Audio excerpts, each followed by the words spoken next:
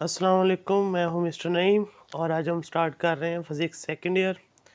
तो ये पूरी बुक हम लेक्चर वाइज जो है ना वो अपलोड करेंगे, शेयर करेंगे, तो होप सो आपके लिए ये फ़ायदा होगा। तो आज हम स्टार्ट करते हैं। पहला चैप्टर इसका चैप्टर नंबर 12 इलेक्ट्रोस्टैटिक। अब इलेक्ट्रोस्टैटिक होता क्या है ये पहले अंडरस्टैंड करना ज़रूरी है, उसके बाद हम टॉपिक की तरफ जाएंगे। तो इलेक्ट्रोस्टैटिक जो है ना वो फिज़िक्स की ब्रांच है जिसमें हम चार्जेस को स्टडी करते हैं under the influence of electric force. तो उन्हें हम नाम देते हैं इलेक्ट्रोस्टैटिक। और उनमें एक बात ये है कि वो चार्जेस जो हैं वो रेस्ट में होते हैं। अब चार्जेस रेस्ट में कैसे हैं, उससे पहले आपको चार्ज का पता होना चाहिए कि चार्ज क्या होता है। तो चार्ज के बारे में भी आपने कभी सुना हो। वैसे तो आपने यही सुना होगा कि ये पॉजिटिव होता है, नेगेटिव होता है, प्रोटॉन के ऊपर या इलेक्ट्रॉन के ऊपर। लेकिन चार्ज होता है क्या है असल में, वो देखें इसकी प्रॉपर डेफिनेशन। चार्ज जो है वो इंट्रिंसिक प्रॉपर्टी है फंडामेंटल पार्टिकल की। अब इसमें इंट्रिंसिक वर्ड जो है वो क्या है, intrinsic mean internal, natural, God gifted कह लो। तो चार्ज जो है वो intrinsic property of fundamental particle. अब ये फंडामेंटल पार्टिकल कौन से हैं? फंडामेंटल पार्टिकल जो हैं जिनसे मैटर बनता है। जैसा कि आप अगर एटम की अंदर जो है ना देखें तो सेंट्रल पार्ट न्यूक्लियस, न्यूक्लियस के अंदर प्रोटॉन और न्यूट्रॉन और बाहर इलेक्ट्रॉन है। अब ये तीन पार्टिकल्स हैं जिनसे मैटर बना हुआ है। इनमें से फंडामेंटल कौन से हैं? Electron. Electron Fermi on group से ताल्लुक़ रखते हैं लेप्टॉन से, यानी कि उस लेप्टॉन ग्रुप के अंदर 6 तरह के पार्टिकल्स हैं। वो खैर एक लेटर डिटेल है। तो वो फंडामेंटल पार्टिकल है, यानी प्योर एनर्जी से बने हुए हैं। जबकि जो दूसरा न्यूक्लियस के अंदर है जिसे हम प्रोटॉन और न्यूट्रॉन बोलते हैं, प्रोटॉन और न्यूट्रॉन दोनों फंडामेंटल पार्टिकल नहीं है, लेकिन वो एलिमेंट्री पार्टिकल से बने हुए हैं। मतलब खुद वो एलिमेंट्री नहीं है लेकिन एलिमेंट्री पार्टिकल से बने हुए हैं, जिन्हें हम क्वार्क्स का नाम देते हैं। तो क्वार्क्स जो हैं वो भी एक ग्रुप है पार्टिकल्स का, ग्लूऑन से ताल्लुक़ रखते हैं। उन्हें 6 कैटेगरी में डिवाइड किया जाता है। वो भी एक अलहदा टॉपिक है, वो आपकी बुक में लास्ट चैप्टर में आएगा, फिर हम पढ़ेंगे। तो अब दो ही चार्जेस, मतलब दो चार्ज पार्टिकल हुए, एक पॉजिटिव के साथ और एक नेगेटिव के साथ। तो पॉजिटिव चार्ज अज्यूम किया जाता है प्रोटॉन के ऊपर, तो उसकी वैल्यू जो है वो 1.6 इंटू 10⁻⁻19 कूलम पॉजिटिव में भी। और जो नेगेटिव चार्ज है वो इलेक्ट्रॉन पे अज्यूम किया जाता है, उसकी मैग्नीट्यूड भी इतनी ही है, जस्ट साइन चेंज होता है। इसलिए ओवरऑल जो एटम है वो न्यूट्रल रहता है। एटम के पास नंबर ऑफ इलेक्ट्रॉन और नंबर ऑफ प्रोटॉन की तादाद क्या होती है, इक्वल होती है ना, तो दोनों की चार्ज की मैग्नीट्यूड सेम है, तो इसलिए एटम ओवरऑल न्यूट्रल होता है। तो अब हम चलते हैं आगे इलेक्ट्रोस्टैटिक की तरफ। अब ये दो वर्ड्स हैं इलेक्ट्रोस्टैटिक। इलेक्ट्रो का मतलब इलेक्ट्रॉन और स्टैटिक का मतलब जो चीज़ इक्विलिब्रियम में हो। अब आपने हमेशा इलेक्ट्रॉन को ऑर्बिट में देखा है, ऑर्बिट में रिवॉल्व कर रहा है। ऑर्बिटल मोशन जो है वो सर्कुलर मोशन होती है, और सर्कुलर मोशन जो है ना वो एक्सेलरेटेड मोशन है, मतलब उसका एक्सेलेरेशन ज़ीरो नहीं है, सेंट्रीपिटल एक्सेलेरेशन है उसका। तो हम उसे स्टैटिक कैसे करेंगे या स्टैटिक कैसे पढ़ेंगे? तो उससे पहले आप एक छोटा सा ये एक्टिविटीज़ हैं जो आपने छोटी क्लास में भी सुनी हो कि हर चीज़ जो है, मतलब कोई भी मैटर है, चाहे वो प्लास्टिक हो या कोई आयरन, प्लास्टिक हो, मेटल हो या कोई और चीज़ हो, वो सारी किससे बनी हुई है? एटम मॉलिक्यूल से। अब लेट्स सपोज के ये एक प्लास्टिक स्ट्रिप है।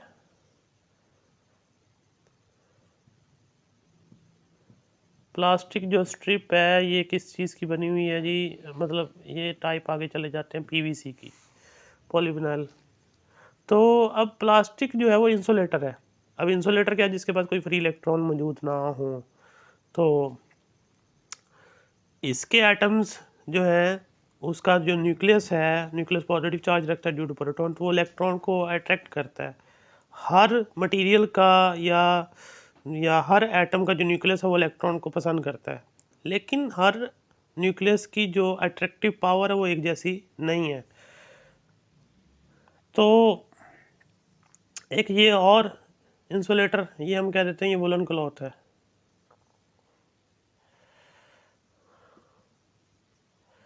वुलन क्लॉथ आ गया। अब ये भी एक इंसुलेटर है, इसके पास भी वही दोबारा एटम मॉलिक्यूल्स होंगे और ओवरऑल ये भी न्यूट्रल है, इसके पास भी कोई फ्री इलेक्ट्रॉन नहीं है। तो अब इन दोनों को हम रब करेंगे। तो जब रबिंग होगी, फ्रिक्शन की वजह से चार्ज ट्रांसफ़र होगा। अब चार्ज ट्रांसफ़र क्यों होगा? क्योंकि जो पीवीसी है और जो वुलन क्लॉथ है, उन दोनों का जो एटम का न्यूक्लियस है वो एक जितनी फोर्स से चार्जिस को इलेक्ट्रॉन को अपनी तरफ अट्रैक्ट नहीं करता। जिस का न्यूक्लियस स्ट्रांग होगा वो दूसरे मटेरियल के इलेक्ट्रॉन को स्टील कर लेगा, यानी चोरी कर लेगा, और इस तरह वो चार्ज गेन कर लेगा। सपोज आप पीवीसी को, मतलब इस प्लास्टिक स्ट्रिप को वुलन क्लॉथ के साथ रब करते हैं, तो पीवीसी क्या करता है, इसके इलेक्ट्रॉन स्टील कर लेता है और वो इलेक्ट्रॉन आके इसकी सरफेस पे मौजूद है, और इसने लूज़ कर दिए तो पॉजिटिव आ गया। अब एक और बात है इसमें, law of conservation of charge, कि जितना नेगेटिव चार्ज पीवीसी पे आएगा उतना ही पॉजिटिव चार्ज वुलन क्लॉथ पे भी आएगा। ऐसा नहीं हो सकता कि सिर्फ एक ही चार्ज प्रोड्यूस हो, हमेशा दोनों चार्ज प्रोड्यूस होते हैं। ये law of conservation of charge है। अब ये इलेक्ट्रॉन इसके पास इसलिए आए क्योंकि पीवीसी का न्यूक्लियस जो है ना वो ज़्यादा स्ट्रॉन्ग था as compare to woolen cloth, और जब हमने रब किया तो पीवीसी ने उसके इलेक्ट्रॉन निकाल लिए। अब वो इलेक्ट्रॉन आ तो गए हैं लेकिन उसके ऑर्बिट का हिस्सा नहीं बनेंगे, क्योंकि उसके पास जो एटम्स हैं उसके आखिरी जो शेल है उसमें 8 इलेक्ट्रॉन पूरे हैं, जैसे आप ऑक्टेट रूल के नाम से जानते हैं। अब 8 इलेक्ट्रॉन तो पूरे हैं, उसके पास जगह ही नहीं है आगे ऑर्बिट में ले जाने के लिए, तो अब वो उसकी सरफेस पे ही मौजूद रहेंगे।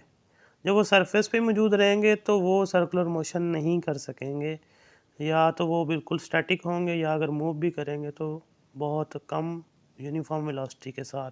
तो देन वो क्या कहलाते हैं, इलेक्ट्रोस्टैटिक, क्योंकि उनका एक्सेलरेशन क्या हो जाता है, ज़ीरो हो जाता है।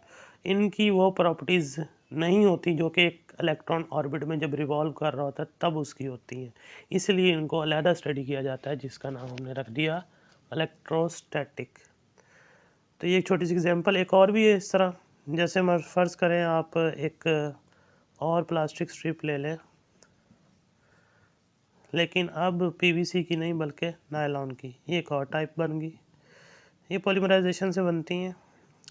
और फिर दोबारा वुलन क्लॉथ ले लें, अब वुलन क्लॉथ आ गया साथ में, अब दोबारा इनको रब करेंगे। अब अगर कंपैरिजन करें नायलॉन और वुलन क्लॉथ का, तो वुलन क्लॉथ के जो एटम का न्यूक्लियस है वो नायलॉन से ज़्यादा स्ट्रॉन्ग है, तो ये इलेक्ट्रॉन अब इसके पास आ जाएंगे और पॉजिटिव चार्ज इसका बच जाएगा क्योंकि इसने लूज़ कर दिए।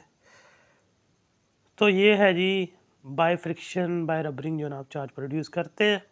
तो चार्ज जब इस कंडीशन में होता है, यानी कि जब चार्जेस उस ऑर्बिट में नहीं है इलेक्ट्रॉन जो है, तो देन वो किसी सरफेस पे मौजूद है, तो उसे हम नाम देते हैं इलेक्ट्रोस्टैटिक का, और उसकी प्रॉपर्टीज़ जो हैं वो फिर डिफरेंट होती हैं, उसकी एप्लीकेशन है वो हम इस चैप्टर में डिटेल से पढ़ेंगे। अब उससे पहले आपको एक चीज़ बता दूं, बेसिकली दो ही लॉज हैं इसके, मतलब कि सिमिलर चार्जेस हैं, जैसे पॉजिटिव चार्ज एक दूसरे को रिपेल करेगा, कॉमन सी बात है, और पॉजिटिव नेगेटिव चार्ज को क्या करेगा, अट्रैक्ट करेगा। तो ये इनके दरमियान जो फोर्स है उसे इलेक्ट्रिक फोर्स का नाम दिया जाता है। वो इलेक्ट्रिक फोर्स जो है वो एक साइंटिस्ट हैं चार्ल्स कूलम, उन्होंने एक्सप्लेन की थी, और उनके नाम से वो लॉ बनाया गया है, कूलम लॉ। यानी वो फोर्स किन फैक्टर पर डिपेंड करती है, उसको कैलकुलेट कैसे किया जा सकता है, तो वो हम सीखेंगे। तो वो जो उस कूलम लॉ में थोड़ी सी एक बात है, वो ये है कि वो पॉइंट चार्जेस की बात करते हैं।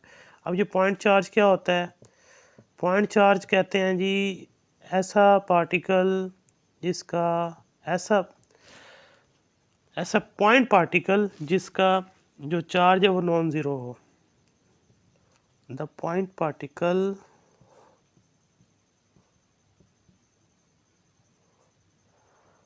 with non-zero charge is called point charge।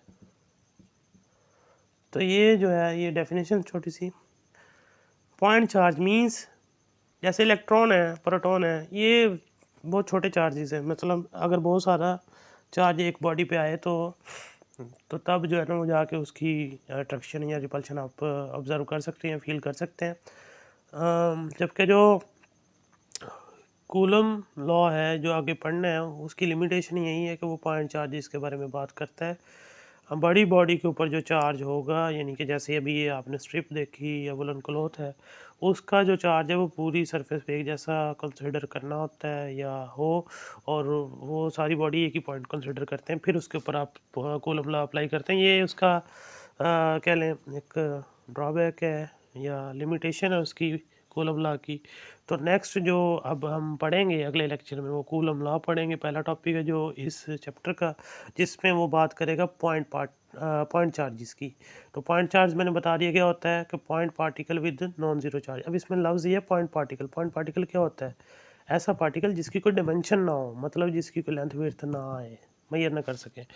तो ज़ीरो साइज जिसे बोलते हैं, तो वो चीज़ पॉइंट चार्ज कहलाती है। तो पॉइंट चार्जेस के बारे में जो नेक्स्ट टॉपिक हम पढ़ेंगे। Till then take care.